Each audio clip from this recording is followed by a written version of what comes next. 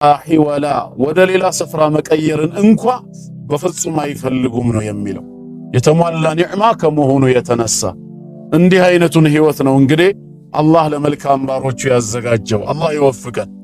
ድም ያልሆኑ አካላት ጀነትን በተመለከተ አንድ ጥያቄ ያነሳሉ በተቃውሞ መልኩ።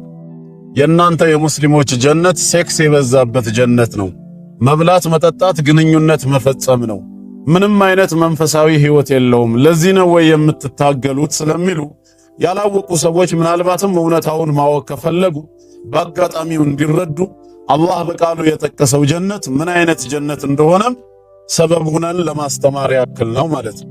በጥቅሉ እንደኛ ሙስሊሞች እምነት የጀነት ኒዕማ ወይም ጸጋ ለሁለት ይከፈላል። ሁለት አይነት ነው። አንደኛው ነዒሙ ሩሂ ይባላል፣ መንፈሳዊ ጸጋ ተብሎ የሚጠራው ዋናው ክፍል ነው። ሁለተኛው ደግሞ ነዒሙል ጀሰዲ አካላዊ ጸጋ ብለን የምንጠራቸውም ደግሞ ከስጋ ጋር የተገናኙ አሉ። እነሱ ዘንድ ያለው አመለካከት ጀነት መንፈሳዊ ጸጋ እንጂ ስጋዊ ጸጋ የለም ብለው ነው የሚያምኑት። የሃይማኖት መምህራቸው ጳውሎስ ስጋና ደም የእግዚአብሔርን መንግሥት አይወርሱም ብሎ ስለተናገረ እኛ በጀነት ስንገባ እንደ መላእክት ነው የምንኖረው፣ ጸጋዎች በጠቅላላ መንፈሳዊ ብቻ ናቸው ይላሉ። እኛ ጋር ግን መንፈሳዊ ብቻ አይደለም፣ ስጋዊ ጸጋም ጭምር አለ ነው የምንለው። ዋናው ምክንያታችን ደግሞ ለዚህ ምንም ሳንሸማቀቅ በኩራት የምንመልሰው የውሙል ቂያማ የውሙል ባዕስን በአግባቡ ምናምን ሰዎች እኛ በመሆናችን ነው። ምን ማለት ነው ከተባለ የሙታን ትንሣኤ ወይም ደግሞ በመቃብር ዓለም ያሉ ፍጡራን ይቀሰቀሳሉ ብላችሁ ታምናላችሁ ወይ ብለን እንጠይቃቸዋለን። አዎ አካል ይቀሰቀሳል፣ ጀሰድ ከመቃብር ዓለም ይነሳል ብለው ካመኑ ምን ሊያረግ ነው የሚነሳው ነው ጥያቄ። በጌታ ፊት ለፍርድ ሊቆም ከተባለ ያን ፍርድ ተከትሎ ውጤቱ ምን ሊሆን ነው? ሰውየው ከአማኞች ከሆነ ጀነት ይገባል ከተባለ ከና አካሉ ጀነት ሊገባ ነው ማለት ነው። የዛኔ አካልም ምን ያስፈልገዋል? በጀነት ውስጥ ጸጋ ያስፈልገዋል። ካልሆነና ደግሞ ከካህዲያን ከኃጢአተኞች ሆኖ የጀሃነም ፍርድ ከተፈረደበት ጀሃነም የሚገባም ከሆነ እንደዚሁ አካላዊ ስቃይ አለ ማለት ነው። እንደናንተ እምነት ግን ጸጋም ሆነ ስቃይ በመንፈስ ብቻ ከሆነ ስጋና ደም ጀነት ወይ ጀሃነም አይገቡም ተብሎ የሚነገር ከሆነ ባዕስ ምን ሊያደርግለት ነው ታዲያ የሚቀሰቀስ? ተመነሻውም የውሙል ባዕስን አያምኑም ማለት ነው። አይ እናምናለን የሙታን ትንሣኤ መኖሩን እናረጋግጣለን ከተባለ ደግሞ አካል ምን ሊያደርግለት ነው ከመቃብር ዓለም የሚቀሰቀሰው? ወይ ከአማኞች ጎራ ሆኖ ጀነት ሊገባ ካልሆነ ከካህዲያን ጎራ ተሰልፎ እሳት ሊገባ ካልሆነ ምን ሊያደርግ ይቀሰቀሳል? ከመነሻውም አካል አፈር ሆኖ በስብሶ ይቀራል፣ ባዕስ የለበትም ካሉ ደግሞ የውሙል ቂያማንም ከናካቴው አያምኑማ። አይ እናምናለን መቀስቀስ በሩህ ነው ደግሞ የሚሉ ከሆነ መጀመሪያውኑ ሩህ መች ትሞታለችና ነው ትቀሰቀስ። ሩህማ ወደ ሰማይ ወጣለች እንደ እምነታችሁ። ምክንያቱም መጽሐፈ መክብብ ላይ በግልጽ እንደሚናገረው ስጋ አፈር ነውና ወደ አፈር ይመለሳል፣ መንፈስ ግን ወደ ሰጠው እግዚአብሔር ይሄዳል ይላል። ስለዚህ የሚቀሰቀሰው ከየት ነው? ከመቃብር ዓለም ከተባለ መቃብር የገባው አካል ነው። አካል ከሆነ ደግሞ የሚቀሰቀሰው በፍርድ ሚዛን ሊቀርብ ነው። በፍርድ ሚዛን ከቀረበ አማኝ ሆኖ ሚዛኑን ካለፈ ጀነት ሊገባ ነው። ጀነት ከገባ የአካል ጸጋም ዝግጅት ያስፈልገዋል ማለት ነው።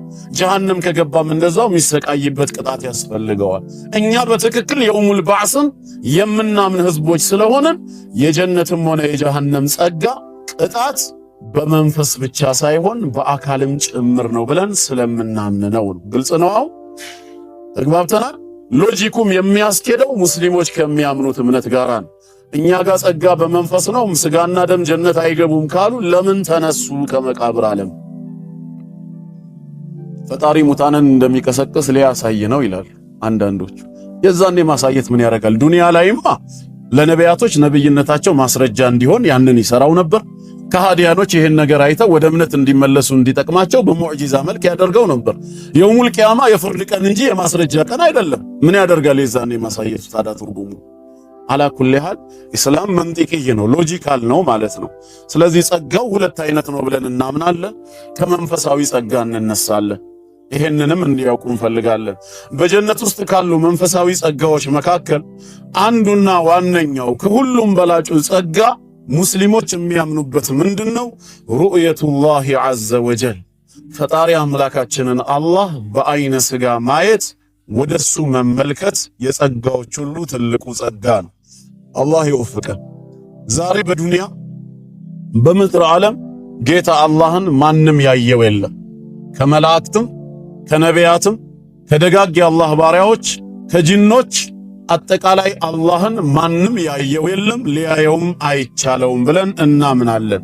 ቁርአን ሲናገር በሱረቱል አንዓም ምዕራፍ 6 ቁጥር 103 ላይ ላ ቱድሪኩሁል አብሳር አላህን አይኖች አያገኙትም አያዩትም፣ ወሁወ ዩድሪኩል አብሳር እሱ ግን አይኖችን ያያል ሁሉንም ያካብባል፣ ወሁወል ለጢፉል ኸቢር ለባሮቹ እጅግ በጣም ረቂቅ ሩህሩህና ምስጢራቸውን አዋቂ አልኸቢር የሆነ ጌታ ነውና ይላል። ከዚህ አየት በመነሳት ጌታ አላህን ማንም ሊያየው አይቶም ሊያካብበው እንደማይቻል እናምናለን ማለት ነው። ሁለተኛው ማስረጃችን በሱረቱል አዕራፍ ምዕራፍ 7 ቁጥር 143 ላይ ከሊሙላህ ሙሳ አለይሂ ሰላም ያነሳው ጥያቄና የተሰጠው መልስ ጌታ አላህ ሊታይ እንደማይችል ማረጋገጫ። በሱረቱል አዕራፍ ቁጥር 143 ላይ ወለማ ጃአ ሙሳ ሊሚቃቲና ወከለመሁ ረቡህ ሙሳም ለቀጠሯችን በመጣ ጊዜና የ40 ቀን ቀጠሮ ተቀጥሮ በሲና ተራራ ላይ የተውራትን ሕግ ይቀበል ዘንድ ከጌታው በኩል ጥሪ ቀርቦለት ነበር። እሱም ያን ጥሪ አክብሮ በመጣና ወከለመሁ ረቡህ ጌታውም ባነጋገረው ጊዜ ይላል። አናጋሪው ሙሳ ሳይሆን አላህ ራሱ ነው። ቀጥታ ንግግሩን አሰማው ቢላ ዋሲጠቲ መለክ ያለ መልአክ ጣልቃ ገብነት ማለት ነው። ይህንን መለኮታዊ ቃሉን በጆሮው ሲሰማ መቼም የአላህን ቃል የሰማ ሰው ምን ትፈልጋለህ ቢባል ሌላ ነገር መጠየቁ አይቀርምና እሱም ጌታዬ ሆይ ቃልህንማ ከሰማሁ አይቀር ቃለ ረቢ አሪኒ አንዙር ኢለይክ አንዴ ወደ አንተ ልመልከት ፊትህን አሳየኛል። የአላህን ቃል መስማት ሌላም ጥያቄ እንዲጠይቅ የሚገፋፋ ነውና መለኮታዊው ቃልህን እንዲህ ከሰማሁኝ አይቀር ለምን መለኮታዊ ፊትህን አላየውም አሳየኝ አለው።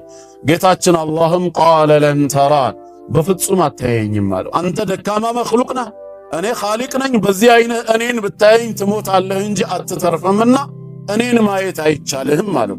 እንደማይችል ያስተምረው ዘንዳ ከሱ በገዘፈ ነገር ትምህርት ሊሰጠው ፈልጎ ወላኪን እንظር ኢለል ጀበል ነገር ግን በዙሪያ ወዳለው ተራራ ተመልከት አለ። ይሄ የሲና ተራራ ከሙሳ በብዙ ሺህ ጊዜ እጥፍ እጅግ በጣም የከበደ የገዘፈ ነው። አንተ ወደ ተራራው ተመልከት፣ እኔ ለተራራው ብርሃኔን እገልጽለታለሁ። ፈኢን ኢስተቀረ መካነሁ ስፍራው ቢረጋጋ ከኔ ብርሃን መገለጽ በኋላ ተራራው ላይ ምንም ነገር ባይከሰት የተረጋጋ ከሆነ አንተም የዛኔ ፈሰውፈ ተራን ታየኛለህ አለው። ቅድሚያ ግን በተራራው ትምህርት ውሰድ። ፈለማ ተጀላ ረቡሁ ሊልጀበል ጌታውም ለተራራው በተገለጸ ጊዜ ይላል የተወሰነ ብርሃኑን ለዚህ ተራራ ሲገልጽለት ምንድነው የተከሰተው? ጀዓለሁ ደካ ተራራውን ንኩትኩት አደረገው፣ ወደ አፈርነት ተቀየረ። የጌታችንን ብርሃን መቋቋም አቅቶት ማለት ነው። ይሄንን ክስተት ያየው ሙሳ አለይሂ ሰላምም ወኸረ ሙሳ ሰዒቃ ራሱን ስቶ ጮሆ ወደቀ፣ አልቻለም። ፈለማ አፋቅ ባንሰራራ በዳነ ጊዜ ወደ ትክክለኛ ማንነቱ ሲመለስ መጀመሪያ የተናገረው ነገር ምንድነው? ቃለ ሱብሓነክ ጌታዬ ሆይ በፍጡራን ከመገመት ስላንተ ከመታሰብ ጥራት ይገባሃል። አንተ ማለት ማንም የማይገምትህ እጅግ በጣም ታላቅ የሆንክ አምላክ ነህ። ቱብቱ ኢለይክ ዳግመኛ ያንተን መለኮታዊ ፊት በዚህ ምድር ላይ ላለመጠየቅ ወደ አንተ ተመልሻለሁ፣ ተውበት አድርጌያለሁ። ወአና አወሉል ሙእሚኒን እኔም በጊዜ አንተ እንደማትታይ ከሚያምኑት ውስጥ የመጀመሪያው ሙእሚን ነኝ በማለት አወጀ ማለት ነው። ጌታችን እንደማይታይ ይሄም ሌላ ሁለተኛ ማስረጃችን ነው። ሶስተኛው ደሊላችን በምድር ዓለም አላህ እንደማይታይ የሰባዎቹ ሽማግሌዎች ክስተት ነው።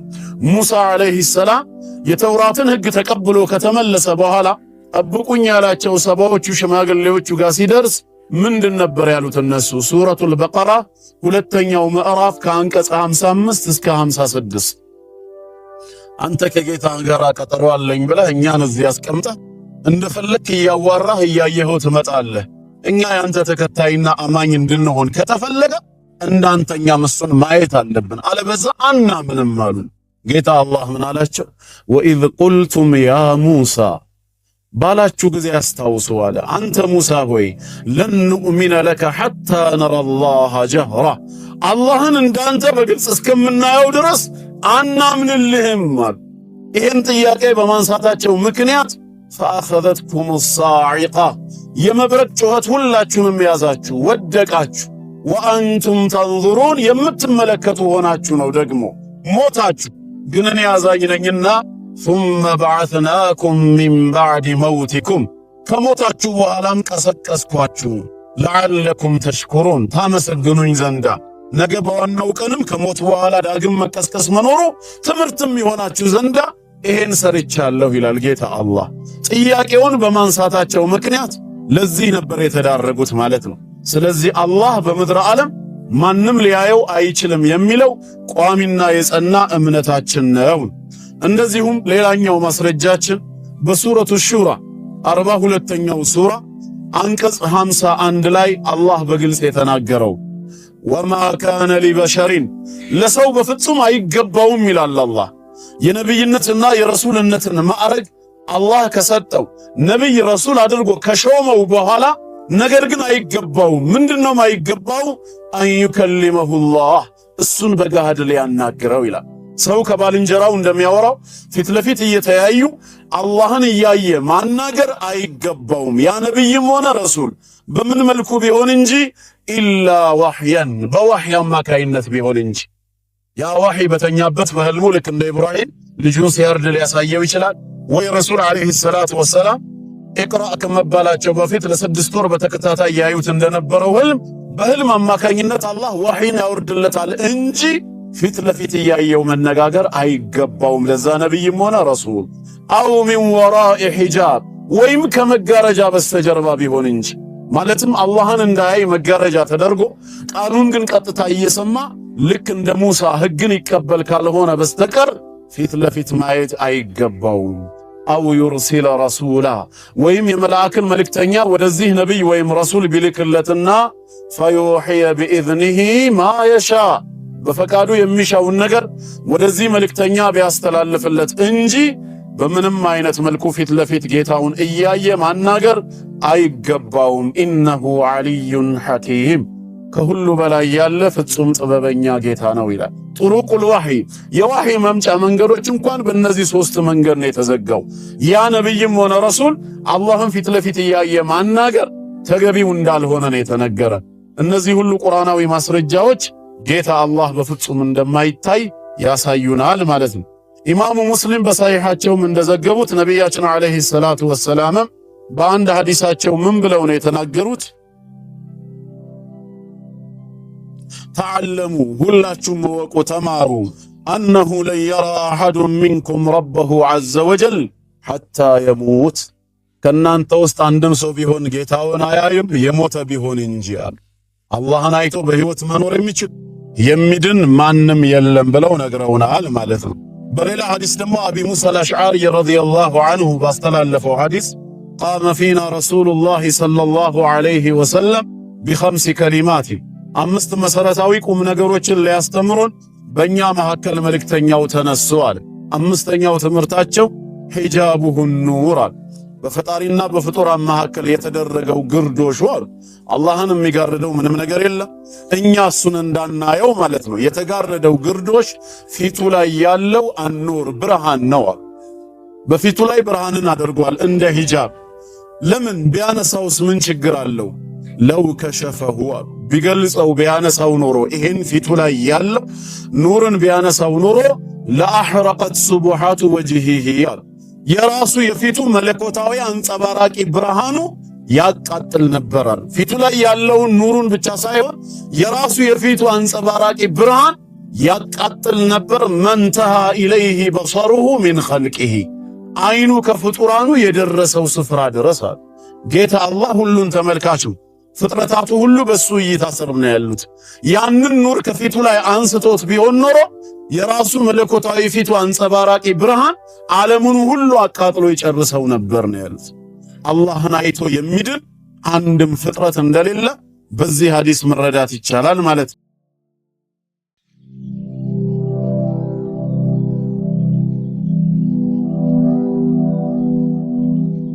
በደስታ አላበራህልንም እንዴ? አለም ትድኺልና አልጀነተ ወቱነጂና ሚነናር ከጀሃነም እሳት አድነህንስ ጀነት አላስገባህንምን? ከዚህ የተሻለ ሌላ ምን ነገር ኑሮ ነው ጨምርልን የምንልህ? በማለት እነሱም በአግራሞት ሲመልሱ ቃል ፈየክሽፉል ሒጃብ በሱና በነሱ መካከል የነበረውን ግርዶሽ ወይም ሒጃቡን ይገልጸዋል፣ ያነሳዋል።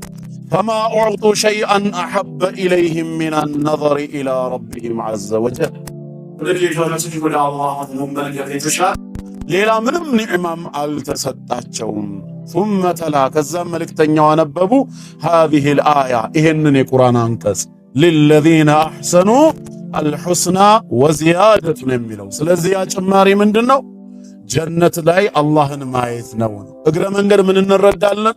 ተጨማሪ የሚባል ነገር አንዳንድ ጊዜም ከዋናው የሚበልጥ መሆኑን እንረዳለን። ቦነስ ሲባል ከመጀመሪያው ከዋናው ያነሰ የሚለውን በብዛት የለመድነው ነው። ነገር ግን ጭማሬ ከዋናው በላይም ሊሆን እንደሚችል ከዚህ መረዳት እንደሚቻል ያሳየናል። ምክንያቱም የጀነት ጸጋ አላህን ከማየት የፈለገ ቢሆን ሊበልጥ አይችልም። ምንም ጀነት ውብ ብትሆንም መኽሉቅ ከመሆን የምትዘል ስላልሆነች ማለት ነው። የጀነት ፈጣሪ የሆነውን አላህን ማየት ግን ከጀነትም በላይ ነው። እንደዚሁም ኢማሙ ዳሪሚ በሱነናቸው እንደዘገቡት አብዱላህ ኢብኑ ዑመር ረዲየላሁ ዐንሁማ ከነቢያችን ዓለይሂ ሰላቱ ወሰላም ሰማሁ እንዳለው ምን ይላሉ መልእክተኛው? ኢነ አህለል ጀነቲ ኢዛ በለገ ሚንሁሙ ነዒመ ኩለ መብለግን የጀነቱ ጸጋ የመጨረሻ ድካ ጫፍ ላይ የደረሰ ጊዜ ወظኑ አላ ነዒመ አፍضለ ሚንሁ ከዚህ በኋላ ሌላ ነዒም የበለጠ አይመጣም ብለው ባሰቡ በገመቱ ጊዜ ተጀላ ለሁም ረብ ጌታችን አላህ ከነ መለኮታዊ ክብሩ ይገለጽላቸዋል። ፈነዘሩ ኢላ ወጅህ አርራህማን ወደ አርራህማን ፊት ይመለከታሉ። ወደ እሱ ፊት ሲመለከቱ ፈነሱ ኩለ ነዒምን ዓየኑሁ ሒነ ነዘሩ ኢላ ወጅህ አርራህማን የአርራህማንን ፊት ሲያዩ የነበሩበትን የጀነት ጸጋ ይረሳሉ። የጌታ አላህ ፊት ጀነትን ጭምር የሚያስረሳ ነው። እንደሱ መለኮታዊ ፊት ምንም ያማረ የለም። አላህ እሱን ለማየት ይወፍቃል። ኢማሙ አሕመድ በሙስነዳቸው ነሳኢ እንደዚሁም በሱነናቸው ኢብኑ ሒባንም በሰሒሓቸው እንደዘገቡት ከነቢያችን ዓለይሂ ሰላቱ ወሰላም ዱዓዎች መካከል አንዱ ምንድን ነበር? አነሁ ካነ ሚን ዱዓኢ ነቢይ ሰለላሁ ዐለይሂ ወሰለም አስአሉከ ለዘተ ነዘሪ ኢላ ወጅሂከ ወሸውቀ ኢላ ሊቃኢከ። ይሄ ነበር ለዘተ ነዘር፣ አንድ ጊዜ እንኳን ወደ አንተ ተመልክቼ ለዛውን ጥፍጥናውን የማገኝበትን በጀነት ውስጥ አንተን እለምንሃለሁ ይሉ ነበር። ጌታ አላህን መመልከት ዱዓ ያደርጉ ነበር። እሱን መገናኘት ደግሞ ሸውቅ ጉጉትና ፍቅር ይኖራቸው ነበር ማለት ነው። እንዲሁም በሌላ ሐዲስ ጀሪር ኢብኑ አብድላህ እንደተናገረው ኩና ጁሉሰን ዐንደ ነቢይ ሰለላሁ ዐለይሂ ወሰለም ከአላህ መልእክተኛ ጋር በአንድ ሌሊት ተሰብስበን ቁጭ ብለን ሳለ ኢዝ ነዘረ ኢለል ቀመሪ ለይለተል በድር በ14 ወይ በ15ኛው ቀን ሙሉ ሆና ወደምትወጣው ወደ ጀነት ወደ ጨረቃ የአላህ መልእክተኛ ሲመለከቱ ፈቃል እንዲህ አሉ፣ ኢነኩም ሰተረውነ ረበኩም ከማ ተረውነ ሃዛ ይህንን ጨረቃ ባላችሁበት ስፍራ ሆናችሁ አጭሩ በረጅሙ ሳይቀና ቀጭኑ በወፍራሙ ከለልከኝ ሳይል ባላችሁበት ስፍራ ሆናችሁ ጨረቃውን እንዳያችሁት ነገ በጀነትም በክብር ስፍራችሁ ሆናችሁ ጌታችሁን ታያላችሁ። ላ ቱዳሙነ ፊ ሩእየቲህ እሱን በማየት መጎዳዳት ወይ መገፋፋት ወይ መጨናነቅ የሚባል ነገር ፈጽሞ የለም ነው። ሁሉም ባለበት የክብር ስፍራ ጌታውን ያየዋል ብለው መልእክተኛው ተናገሩ። ነገር ግን ለማየት ምንድነው መስፈርቱ ካላችሁ ፈኢን ኢስተጣዕቱም እንግዲያውስ ከቻላችሁ አላ ትግለቡ ዐላ ሰላትን ቀብለ ጡሉዕ ሸምሲ ወቀብለ ጉሩቢሃ ፀሐይ ከመውጣቷ በፊትና ፀሐይ ከመጥለቋ በፊት ባሉት ሰላቶች 5 ወቅት ሰላት ዑሙመን በተለይ ፈጅርና ዐስር ደግሞ ኹሱሰን በእነዚህ ሰላቶች ላይ እንዳትሸነፉ ፈፈዓሉ ይሄን ተግብሩ። 5 ወቅት ሰላት ላይ ቋሚ ተሰላፊ ከሆናችሁ ፀሐይ ከመውጣቷ በፊት መግሪብ ዒሻና ፈጅር አለ፣ ከመግባቷ በፊት ዙህርና ዐስር አለ። በተለይ ደግሞ ከመውጣቷ በፊት ፈጅር አለ፣ ከመግባቷ በፊት ዐስር አለ። በእነዚህ ማትሸነፉ ከሆነ ያለምንም ጥርጥር ታዩታላችሁ ነው። በሌላ ሐዲስ እንደተነገረው 5 ሰላዋትን ከተበሁነ አላሁ ዐለል ዒባድ ፈመን አታ ቢሂነ ፈለሁ ዐንደላሂ ዐህዱን አን ዩድኺለሁል ጀነ 5 ወቅት ሰላት አላህ በባሮቹ ላይ ግዳጅ ያደረገው ነው። በአግባቡ ያመጣቸው የፈጸመ ሰው አላህ ጀነት ሊያስገባው ቃል ኪዳን አለው። ከዛ ይህንን አሉና መልእክተኛው ثم قرأ لما مساكريانت قروا وسبح بحمد ربك ጌታህን ከማመስገን ጋር አጥረው ወይም ለርሱ ስገድለት قبل طلوع الشمس وقبل غروبها ፀሐይ ብቅ ከማለቷና ከመግባቷ በፊት رواه الجماعة صحيحينم አራቱም ሰነዶች ሙስነድ ኢማሙ አህመድም ላይ ያለ صحيح ሐዲስ ነው ማለት ነው። አንደኛው ኒዕማ አላህን በጀነት ማየት ነው። ግልጽ ነው አይደል? ወደ ሁለተኛው ኒዕማ ከመግባታችን በፊት እዚህ ላይ ተጨማሪ ሐሳብ ማከለው ምንድነው? አላህ ወፍቋቸው በረህመቱ ጀነት የገቡ ሰዎች አላህን ያዩታል ብለን ብናምንም ምን ገይሪ ኢድራክ ያለምንም ማካበብ ነው የሚለውንም አብረን መጥቀስ አለብን። አንድን ሰው ስትመለከተው ከራስ ፀጉሩ እስከ እግር ጥፍሩ ሙሉ ማንነቱን በአይኔ ማየት ይችላልው ትላለህ። ለምን? የሰውየው ውስንነት ያንተ አይን የማየቱ ስፋት ሰውየውንም ሌላውንም ነገር ማካበብ ስለሚችል የጀነት ሰዎች ጌታ አላህን ቢመለከቱትም እሱ በፈቀደላቸው ልክ እንጂ አላህን ሙሉ በሙሉ ማየት ይችላልው የሚል አንድም መኽሉቅ የለም።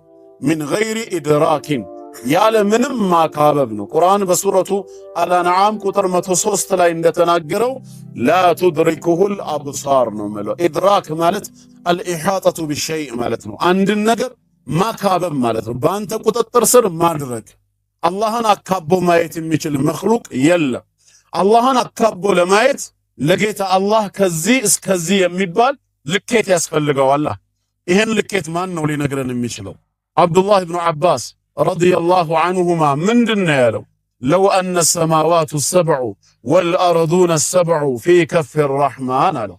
ሰባት ሰማያት ውፍረቱ እንግዲህ በአንድ ሐዲስ እንደተነገረው 500 ዓመት ያስኬዳል የተባለው የአንድ ሰማይ ውፍረት በኪሎ ሜትር ሳይሆን በጊዜ ነው የተለካው። 500 ዓመት የሚያስኬድ ርቀት አለው ስፋቱ ሳይገለጽ። ሰባት ሰማይ አንድ ላይ ሲደራረቡ ስንት ሊገባን ይሄ ስፋትና ውፍረት?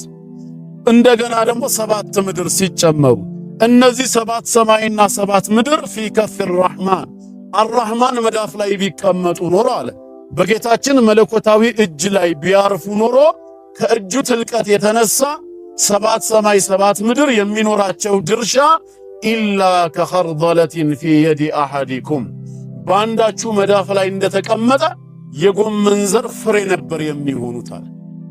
የጎመን ዘር ፍሬ እኛ መዳፍ ላይ ቢቀመጥ ከመዳፋችን ስፋት አንፃር ምንም የሚይዘው ቦታ የለም።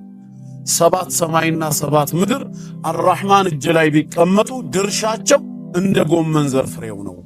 እንዲህ አይነቱን ታላቅ ጌታ ሰማያትና ምድርን እንደ ጎመን ዘር ፍሬ በእጁ ያደረገ አምላክ እኛ ከሰማይና ከምድር ስንት ጊዜ የምናንስ ፍጥረቶች በየትኛው አይናችን ነው እሱን አካበን የምናየው? ራሱ በፈቀደው መልኩ የጀነት ሰዎች ጌታቸውን ያዩታል እንጂ አካበነዋል ማለት በፍጹም የሚታሰብ